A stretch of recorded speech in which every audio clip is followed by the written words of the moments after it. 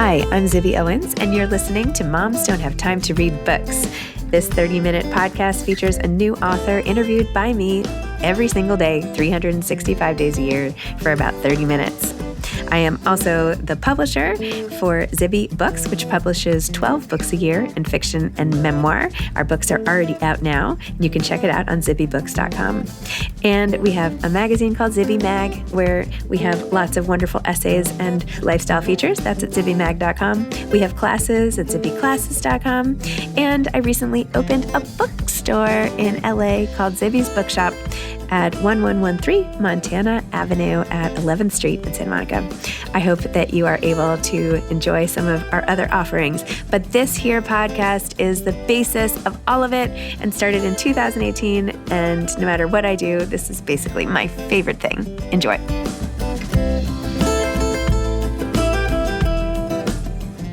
I'm re-releasing my episode with NATALIE Portman today. For anyone who may have missed this episode, it was such a dream of mine to get to interview NATALIE, who I have idolized for a long time, and she really did not disappoint. It was wonderful talking to her about motherhood and life and all the great things. So I really hope you enjoy listening to us chit-chat. Oh my gosh, I had the best time interviewing NATALIE Portman, who I have been a fan of for as long as I can remember. She is one of my favorite actresses of all time, and now she wrote a children's book, and it was just beyond a thrill to interview her, and she was so real and awesome, and I just loved it. NATALIE Portman, born in Jerusalem. NATALIE Portman is a graduate of Harvard University. She's an Academy Award-winning actress, director, producer, and activist, whose credits include Black Swan, Jackie, and the upcoming Marvel movie Thor 4: Love and Thunder. What you may not know is that NATALIE fluently speaks 6 languages: English, Hebrew, Spanish, French, German, and Japanese, and was also a trained ballet dancer, explaining her brilliant work in Black Swan. NATALIE's debut children's picture book, NATALIE Portman's Fables, is a modern take on timeless life lessons told through insightful retellings of classic stories like The Tortoise and the Hare, The Three Little Pigs, and Country Mouse and City Mouse. My kid's favorite, by the way, was The Three Little Pigs, in case you were wondering. A lifelong fan of books, NATALIE runs her own book club and shares her favorite reads on her Instagram feed using the hashtag #WhatNatReads. Welcome, NATALIE. Thank you so much for coming on Moms Don't Have Time to Read Books.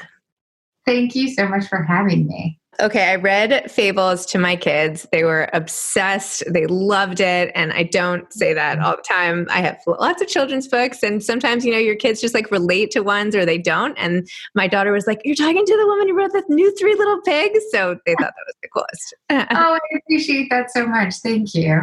Sure. So what inspired you to write Fables, to reimagine some of these classic fairy tales from our youth and do them over? What was that about? Well, I was reading books to my kids, and I have a boy and a girl. And I realized that, first of all, for my girl, the kinds of presents she would get, the kind of books that were given to her were often like feminist kind of baby books. And I was like, why didn't my son get any of these? Like no one, I was like, the boys need it as much as the girls. So I felt like, I want something that's going to be everyone will read. And the classic books that I had been reading, both of them, of course, I started noticing that all of the characters, or predominantly, were male. And so I thought, oh my goodness, well, the books that both of them are reading are telling them to prioritize male character stories over other stories. And so I thought, what if I took some of these classics and just made it more reflective of the world, where there's lots of genders in the in the animal kingdom, and let the stories that are still morally resonant, the morals that really resonate today still, like the Tortoise and the Hare and the Three Little Pigs and the Country Mouse and the City Mouse, those could still hold up and even have new meaning in today's world. So now the bad guys are actually bad women. Is that really a good message? I don't know. Like, the wolf is a woman. Are we happy to be including her in our clan here? What do you think? I think that the more women are seen as human and capable of anything, capable of being good or bad, capable of being smart or not smart, or strong or lazy, like the more possibility women have to just be human and be seen as human first, and judged by their character, their virtue, their accomplishments, not by their gender, that's where we reach equality. So of course, I mean, it's like the RBG quote of like putting women on a pedestal is just another kind of cage. Paraphrasing, of course, that's not the exact quote, but you know, when people say, oh, women are much better than men, or that's another harmful stereotype, even like masquerading as a compliment. Very true. I feel like throughout your Instagram, you've done such a good job of trying to highlight all different types of women in all different areas and talking about the things that are really important, like everything from Serena Williams and why are there not as many women tennis matches per day than men's tennis matches, to different political candidates, to homeschooling, everything. You're just like digging deeper and deeper into every industry. Like it's not about authors. It's about like really critical thinkers. So tell me about how you started doing this whole interview series as well. Well, I just started, I mean, I've just been led by curiosity, I guess. And in the things I'm interested in, I thought if I have this way of talking to people directly, then I might as well talk about what I'm curious about, learn things and share what I'm learning or the people I'm lucky enough to meet. And so whether it's about food, which is super interesting to me. And, you know, obviously, of course, the environmental impact of food is really interesting, but making it delicious and fun at the same time, or whether it's writers, because I love reading and it's such a great opportunity to get to discuss books with writers after you read them. It's like the coolest opportunity. Or activists from whom, like, I feel like the big change for me on going on social media was like it opened up my understanding of the world in such a new way. And I was exposed to so many incredible people doing so much really like world changing, world bettering work. So that's been really wonderful too as an opportunity. And yeah, it's been really interesting. I feel like social media obviously gets a bad rep, but I feel like I've met people from all over the world. Like I can talk to an author in Nigeria about how they're handling COVID, and I can talk to someone in LA. Like there are no barriers anymore, and you can connect with people anywhere. It's really, I think it's one of the biggest perks. So, yeah. Yeah, it's all how it's used, it seems. And also it is, of course, it can be very addictive. It can be very like, you know, living in a virtual state as opposed to like the real life state. But I think, you know, if you're able to use it in moderation, it certainly is an incredible like portal into so many different places we wouldn't normally have access to. And back to your cooking, by the way, because now I'm like feeling totally shamed. Like not only do you have like your whole professional life, but now, and all these great, you know, activist thought leadership type interviews, and you're like cooking all these amazing foods too. Like my husband cooks and that's fine. I'm like, matzo lasagna, that looks amazing. Oh my God, you're so sweet, but please, not at all. Like my husband is really the cook in the house. He really cooks well. And I'm very amateur, but like, I really like it. But I think that for me, why I like sharing it is because I'm not very skilled. So I know if I can do it, like anyone can do it. And I'm usually doing it in like 15 minutes, like holding a child in my hand. So I'm like, okay, like this recipe, you can do. Like if I can do it, you can do it. Like it's not complicated. And I feel like those are the kind of mom things we need to share with each other, because like that's how we get by. It's those like tips that we spread from mom to mom. It's true. The whole like whisper culture of this is how we do it. Yes, I'm upheld by comments like those and little tips. The messages in Fables, though, go sort of beyond typical kids' books, I would say. Typical, like you have so many things. And I feel like, I don't know if you intentionally put in like all your values and just like shove them in a little children's book. If you like started with the values and you're like, how can I fit these in? Oh, wait a minute. But there were so many things like, see, you don't need all that stuff. True friends are more than enough. And you have all these things like sometimes more isn't better. A bragger cannot persevere. A life lived attentively is the completest. To have strong foundations, you cannot be lazy. Waking up early is an energy booster. You want to have friends who will stand by your side. Like these I could be like reading a quote book, you know, at the checkout line with like, you know, little flowers or something. But instead they're interspersed in the book. It's like very clever how you did it. Yeah, that's really nice. Well, I think, when you have a clear audience, and here it was like for my children, like I was like, what do I want to give them in tangible form of like what I think is important?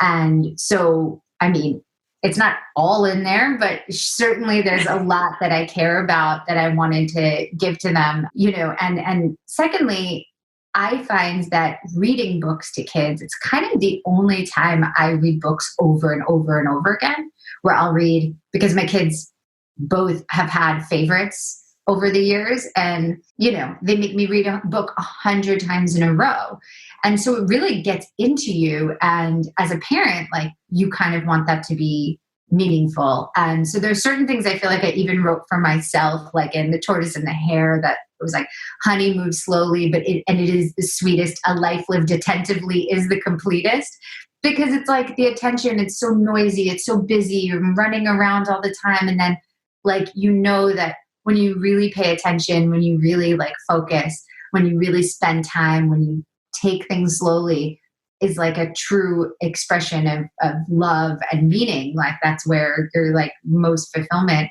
And so it felt like both for them and also for myself. I was like, what do I need to remember? And also, what do I want to like imbue in my children? And so I know in the back of the book, you included a portrait that your mom had done of you and your brother's kids. I think it's so sweet. And you have this whole big shout out to her. That's my kids. Oh, that's your kids. That's my kids. Oh my gosh.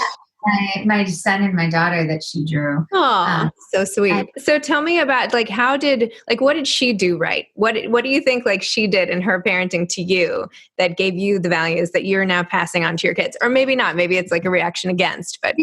She's just the most attentive and the most focused with kids, and the most like, I mean, she was like that with me, and I'm an only child, and then she's like that with my children now. Like, you couldn't even imagine, like, I feel like I'm constantly running through lists of stuff that I have to do, and like trying to like fold laundry and cook dinner and like get the kids homework done at the same time, like, I mean, not get their homework. I can imagine.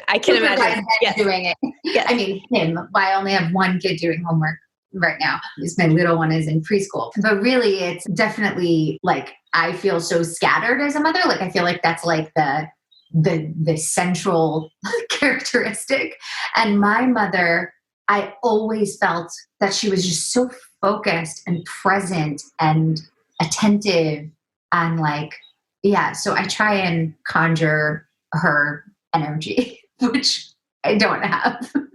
I'm more all over the place. Yeah, I'm the same way. And sometimes even when I'm with my mom, like she'll be, on her phone or something. And I'm like, I feel so hurt. It's so silly, right? I'm like 44 years old and I'm like, but we only had like an hour together. Why are you on your phone? Like, what are you doing? What is so important? And I think it's the same thing. It's like this like, let someone occupy 100% of what you're doing. Right. And that's what like great conversation is about, right? You just pay attention, and that's, I don't know. There's just nothing like it. And when you don't feel like you're necessarily getting that, and I try to remind myself of that when I'm with my kids, like, how do I feel when my mom seems distracted? And here I am like, so. Absolutely. Yeah. I mean, my husband always says it to me that like the phone, these like smartphones were supposed to make our lives like, so we could have more free time, because, you could like kind of be portable and like whatever. But then instead it just makes us like work all the time. It makes us like half working all the time, half on our phones all the time, half not present all the time. And so it's really, I think it's like kind of one of the biggest challenges of modern parenthood, among the other, 7,000 things. Yeah, let's pick. I know every so often I'm like, maybe I'll just try to email on a computer today. Like, let's see how that works. It's actually really good. I've done that a few times where I've taken breaks and just taken email off of my phone, and it actually makes a huge difference. Yeah, you can be so much more productive on a computer with like an hour than all day long these like little dribble drabbles of emails that never stop. But not that I will change my behavior, but And tell me about this new LA women's soccer team. What is that about? That's so awesome. Yeah, we're so excited. So Angel City Football Club is our official name, and we're launching in 2022. That's when we'll start playing games. And it's just really thrilling to bring women's soccer to LA. There's two men's soccer teams, and we have such incredible players in this country. We have like really the best players in the world in the most popular sport in the world. And it's super exciting to get to celebrate them and amplify their virtuosity because they're extraordinary. So it's really fun. It's an incredible group of people doing it. It's, Alexis Ohanian and Serena Williams and a bunch of actress friends I adore, Jess Chastain, America Ferrera, Eva Longoria, Uzua Duba, and just countless others. And it's been and like sports legends like Billie Jean King and Lindsey Vonn and 14 former women's national team players like Mia Hamm and Julie Foudy and Abby Wambach. It's just like insane group of people. It's so exciting. So you all like get a box and you can hang out every game. That's how it's going to be. We just need to get through this pandemic, and then we can all hang, hopefully. Oh my gosh. Actually, I was chit-chatting with my husband as I was coming down here, and I was mentioning your soccer team, and my daughter, who we were putting to bed, was like, wait, women have soccer teams? And I was like, yeah, women can have soccer teams. She's like, can women have football teams? And I was like, no, not football. And she's like, okay, basketball? And I was like, yeah. Like, we watch so much sports here. I don't, my husband does, but I don't know. Somehow that was like really inspiring. She's a great little athlete. So anyway. Yeah, no, it's amazing for our girls to have professional careers to aspire to if they are, extraordinary athletes, to have athletes to look up to and admire. And also for boys, it's the same thing we're talking about with the book. It really had kind of similar impetus that I was inspired to have the soccer team when I saw my son watching the Women's World Cup. And he was looking at, Alex Morgan and Megan Rapinoe in the same way that he looks at Messi or Ronaldo, and I was like, that's change. That really feels like a completely new world. Because how many male athletes did we look up to as little girls, right? I have like a secret sort of, girl crush on Chrissy Evert, I have to say, the tennis player. Totally. But everybody else I feel like is a blur of men, but she was my childhood hero. Yeah. We also had, female athletes that we looked up to, but I think women are often asked to empathize with or see themselves in men. And I think a world would be wonderful. I don't mind that. I think it just also should be that young boys see idols in women too, that they don't just have to look at greatness in male form. 100%. Totally agree. And speaking of idols, tell me a little bit about Natalie's book club and the books that you've been picking and how that's been going and all the rest. It's been so fun to get to share and hear people's opinions about books. And it's brought me to so many interesting corners. I'm kind of an eclectic reader. So, I don't have like a genre that people can like, rely upon. So I hope that is okay for people following, because sometimes it's fiction, sometimes it's nonfiction, sometimes it's, poetry and it's been really interesting to get to talk to all these different writers and understand more about their processes and, of course, read some great books along the way. Are you reading anything great now? Anything amazing by your bedside? I finally read Untamed, which I know I'm so late to the game. So many people told me how wonderful it was, and they were all right. Like, it's so rare when something lives up to the hype, and it really did. I really loved the book club books that I've really have stuck with me in such a deep way. I would say The Lost Children Archives, the Valeria Luiselli book, is amazing. That's really, really affected me deeply. Girl, Woman, Other was incredible. The new Elena Ferranti, and I'm picking all fiction books. But then some surprises too, like the Robin Wall Kimmerer book, Gathering Moss, was I was wrapped. It was so incredible. And Patrice Culler's memoir is When They Call You a Terrorist is really, really moving and world-changing. Completely changes the way you see the world through one person's story. It's really a wonderful book. Yeah. I mean, so many. Everyone has been an incredible adventure. I have a whole new stack of books now. I have to like make a new little shelf here for you. Yeah. What about you? What are you reading? I recently read The Vanishing Half by Britt Bennett, which like Untamed, like everybody had already read, and I was so late to it. And I was like, almost didn't want to read it because I'm like, it can't possibly be this good. And then it was. I was like, how great is that? So, but yeah, lots of different books. I'm reading a new book coming out called The Push by Ashley Audrain about a mother who's sort of been a victim of abuse sort of through the generations, right? Like her mother, grandmother, and how she mothers. But it's like a thriller. I don't know. It's really good. Anyway, that's what I'm reading right now. And, fables, right? So. Yes. I know. I'm constantly reading a whole variety of children's books. Yes. We just finished Lady Pancake and Sir French Toast. That's really what I'm reading. I was reading that. That's a really good one. Really good one. I don't know that one. Yeah. Sounds great. That's good.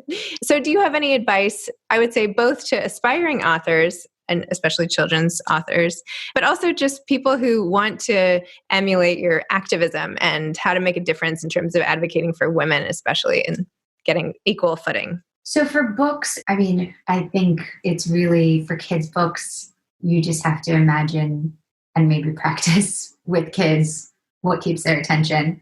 I know I need to mention like farts and burps and, like boogers, like anything that's what keeps my children attention to I don't know, not that you have to do that, but I think that the silliness always helps with the kids' books and practicing on them. Like I definitely read them the book so many times to find what the parts I needed to change, what they understood, etc. In terms of activism, and I feel like what I've learned the most is to listen to the people who've been doing the work and follow them, and like not trying to invent anything yourself.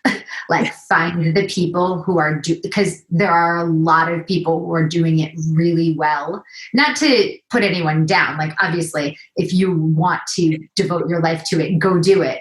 But the thing I think is like when you're new to it, the best thing to do is find the people who've been doing it for decades, who've been organizing, who've been leading, and then listen to what they say and go with them. I mean, when you believe in what they're doing and their actions, but I've learned the most, by listening. I guess that's always true. Can I ask one last, perhaps inappropriate question? How do you stay looking so young? Like you do not age. And are you kidding me? No, it's so true. nice. I'm just like looking at your skin. This is like so creepy to me, but I'm just like, what is she doing that I am not doing?